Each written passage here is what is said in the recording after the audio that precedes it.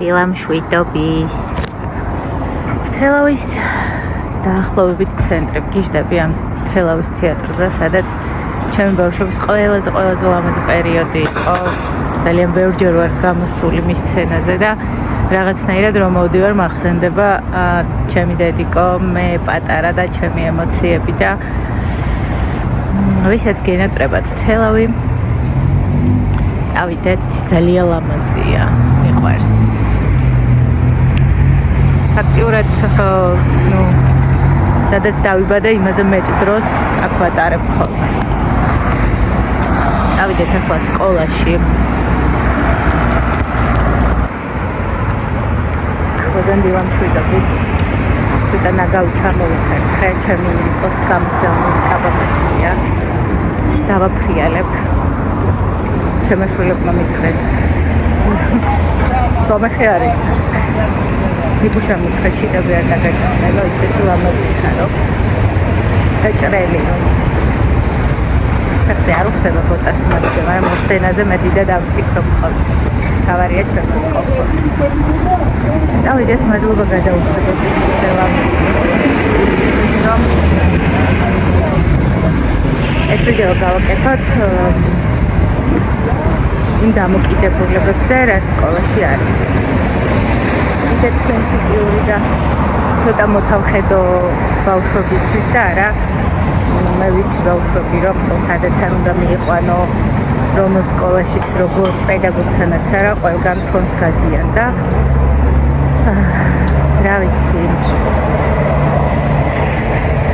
ცოტა რთულია, მაგრამ ჩამოვაყალიბებ და მოვყვები ამასაც. რამდენად მნიშვნელოვანი აღმოჩნდა სკოლაში ურთიერთობისთვის, სკოლის ამბებისთვის, ჩემთან მიმართებაში, ჩემ ამბავში. და დეტალებსაც მივიყვებით.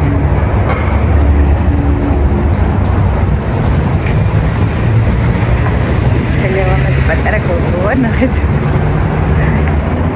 მინდა ერთ პატარა გოგო კიკინებია. ჩავალაგე. ჩავალაგე ყველაფერი.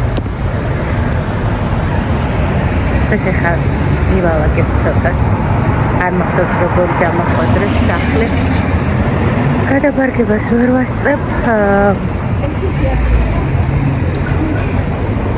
ჩემ მამიკო მიეხმარება. და მე ამოვაგებისთვის ერთი დღე ჩამოვიქროლე. დასვენებისთვის და განმტკიცებისთვის. აუცილებლად რომ იდეალური ადგილია, მაგრამ აქ ჩამოვივა. ვერ ვახერხებ საერთოდ სახლიდან გამოსვლას.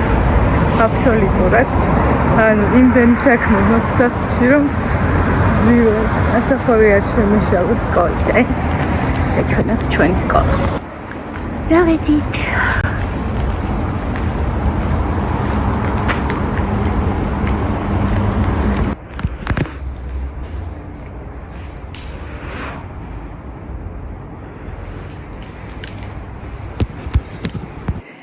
ისიც ჩავარგებულია და იქ ერთ ბავშვს წინავ შემთხვევით გამოჩნდა კალიდორში. სად მიღამდება და სად მითენდება, ყველაფერი მოკლეჯელია, არც გადასაფარებელი არსებობს, ვრეცხავს სასწრაფო წესით, რომ წავიდე სანამ დღეშუქია თბილისში. ეხლა რახან აქ დიდად წესიერებით არ გამოვირჩევი და არ მაქვს აქ რინგლაითი, მიკროფონი, ალო, ფუ, 1 2 3. ხალხო, აი ასეთი მურაბო ვიპოვე მაცივარში. ანუ ამ კაკლის მურაბას არ აქვს წვენა. ანუ ასე იყო. ზავადკოი ასეთია, თავდაპირველ მდგომარეობაში. დედა გადავაგდებთ ხო ვუთხარი. გასინჯეო, როგორი გემრიელიაო.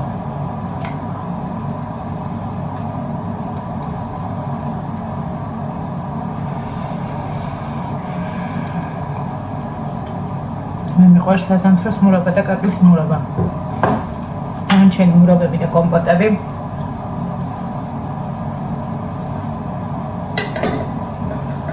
საოცრება, არ ვიცი როგორ გააკეთა. მამა ჩემის ცოლი ჯიარი.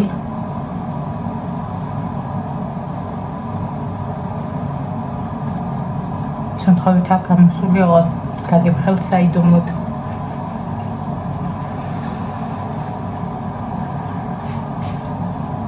გადედორე კაკლის მორაბა და მოგვიყევიო სკოლაზეო.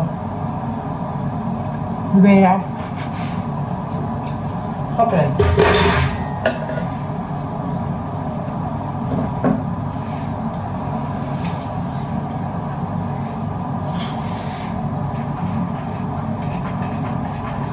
დედა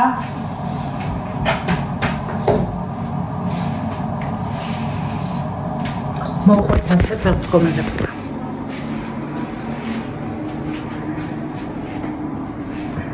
სკოლაში სადაც ჩემი შვილი სწავლობდა, ადეკვატური გარემო იყო, ასე მეგონა და მის კლასის ხელმძღვანელთან მეგობრობდი. საბოლოო ჯამში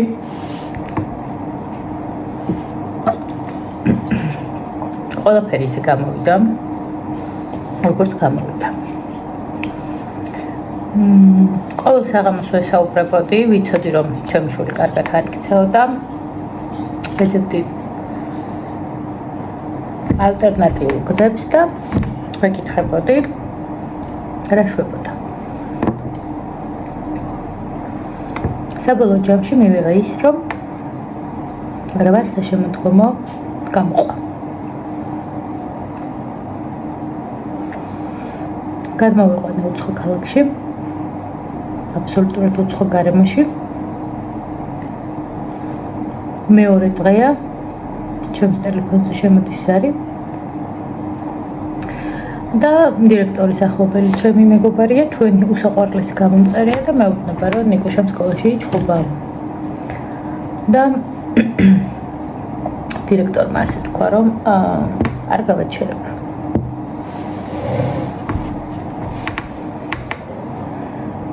ნიკუშა გაკვეთილზე არ შემოვიდა, ნიკუშამ გააცდინა, არ მოისმინა, გავიგე, მაგრამ იჩხუბაზე ცოტა გავოცდი. ზოგადად იმ კატეგორიის დედა ვარ, როცა ორივე მხარეს მიხსნა ხოლმე და ესე არასდროს არ უპასუხობ არავის. ჩემი პასუხი იყო, რომ გასაგებია გავარკვევ და დაკიდკავ. დავურეკე და მითხრა, რომ ყველაფერი მოგვარებული იყო. მაგრამ მე მივიღე ეს შენიშვნა. ძალიან მკაცრი ტონით. თბილისიდან ჩამოვიდა ბიჭი. ღმერთმა იცის ვინ არის. უნდა იცხოვროს მარტო, დედამ დააგდო. ვაიმ დედას, აქ მიდიოდა ტექსტები და რა თქმა უნდა. მე შეიძლებოდა რომ იგივე მეფიქრა, თუ დაუფიქრდებოდი და მექნებოდა იმდენი დრო რომ ვიღაცის ცხოვრებაზე მეფიქრა. მაგრამ ეს იყო ფაქტი, როცა პირველი შთაბეჭდილებებით არ უნდა შეგექმნას ზოგადი შთაბეჭდილება. მე იმდენად დარწმუნებული ვიყავი ჩემ შვილში, რომ არ არის შხობის თავი და ზოგადად ცოტა ფეცხია ოღონდ ჩემთან. დანარჩენი ცდილობს, რომ ასე თუ ისე კი არა და ძალიან შვიდად მეგობრულია და ყველა მის მეგობარია. დედას გეფიცებით მარჯანიშვილზე ან აღმაშენებელზე რომ მივდივარ, მე ვიღლები, იმიტომ რომ მთელ ქუჩას კოცნის. ყველა ეძახის, ყველა კითხულობს, კომუნიკაბელურია საკმაოზე მეტად. ხო, და გამოვიდა ისე, რომ ამ უცხო საზოგადოებამ მიიღო ეს ბავშვი. ყველამ კარგად იცოდა, ყველას ისტორიაში ჩანს, რომ 8 საშემოდგომოს ვერავინ ვერ ჩააბარებდა ესე, კერძო სკოლაში არ ჩააბარებდა და ეს დედის ოინები იყო.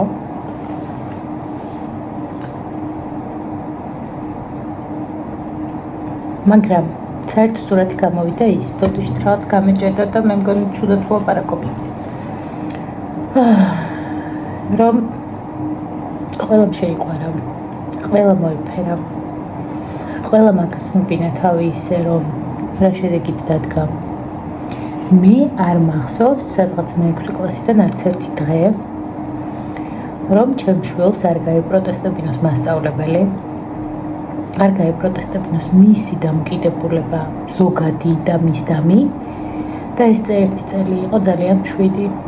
არც ერთ მასწავლებელზე არასდროს ხმარა მოუღია. პირიქით ყველა ძალიან უყვარდა, ყველას პატივს ვცემდა, იმიტომ რომ იგივე ხიბულობდა მათგან.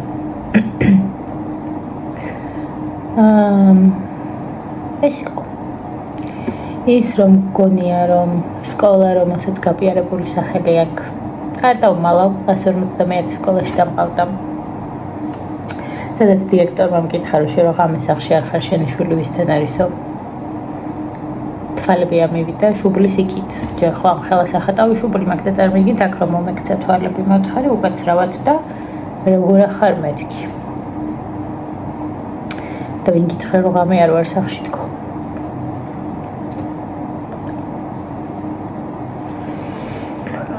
სადაც ასე მეგობრობაში გაიპარა 8 შემოდგომო და მოცხო ხალხმა. ქალაქია ჩვეულებრივი თელავი და ავიც დუხს და გადმოდის და ძალიან მიყვარს. ყველა პედაგოგმა გააკეთა ის რომ არც ერთ შენიშვნა არ გამიგია ნიკუშაზე და ნიკუშას არ ქონია არავისთან შენიშვნა. даже ქართულის პედაგოგი ყავთ 84 წლის. რომელიც რა თქმა უნდა წარმოიდგინეთ რომ ალბათ უფრო მეტ შენიშვნებს აძლევს ვიდრე სხვა პედაგოგი. იმდენად სიყვარულით ლაპარაკობდა მასზე და იმდენად კარგად იაზრებდა რომ ეს მისი ასაკის ბრალი იყო და იმდენად სიცილით ყვებოდა ამას რომ მიხაროდა რომ მისი დამოკიდებულება ანუ მასწავლებლის დამოკიდებულებაც ალბათ იყო 10-ზე. ხო და შედარება რა მოგვცა ახლა ამ ერთმა წელმა სადაც 151 სკოლაში მიდიოდა შეგონება რომ ეს იყო ცუდი ბავშვი რომ იყო არ სწავლობდა რომ ბევრს აცდენდა რომ უზდელი იყო რომ ასეთი იყო რომ ისეთი იყო ალბათ იყო მაგრამ როგორ გახდა ასეთი ზდილობიანი, კარგი და მოწესრიგებული. კი ბატონო, ცოტა ასაკიც ბრალიაც არის, მაგრამ ადამიანობა არის ძალიან ბევრი რამ.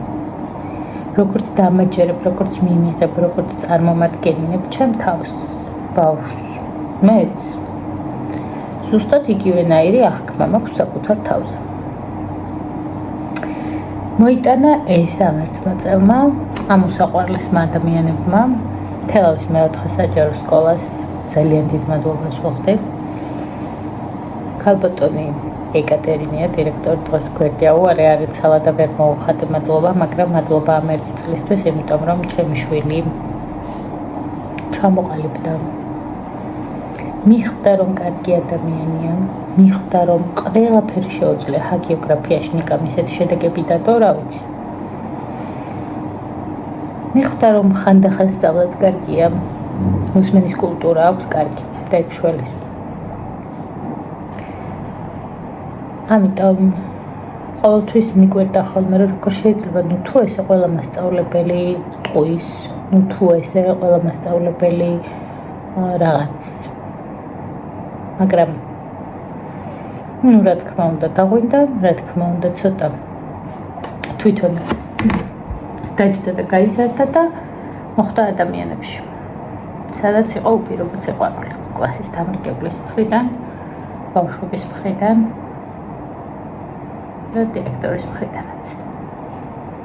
სულ ეს იყო ხანდახან დავიჯეროთ ჩვენ შვილებს. გავიაზროთ ის რომ პროცენტულად შეიძლება მართლები იყვნენ. არასდროს მათგან დამოუკიდებლად პასუხი არ გავცეთ სხვებს. გავერკვიოთ, ვიკითხოთ, ჩვენი შვილია, მოვუსმინოთ და რაც ყველაზე მნიშვნელოვანია მე 100%-იან ნდობას ვუცხადებ. ვენდობი, ცოტას ვამოწმებ. მაგრამ ყოველთვის ვაკვირდი, რომ მე შენი მჯერა. აი მაგალითად საქართველოს ჩემპიონატზე გადიოდა და ძალიან ისეთ გუნდებზე თამაშდნენ. საქართველოს ნაკრები და ასე შემდეგ ესეთი ძლიერი ბიჭები თამაშობდნენ და ბოლო თამაშზე უთხარი რომ შენ ძალიან მაგარი ხარ, შენ შეგიძლია. ის ორი მოთელვა იყო და ამუღამე მოერგე სტადიონს. შენ გამოგივა ეს არის ყველაფერი. გჯეროდეს საკუთარი შვილების და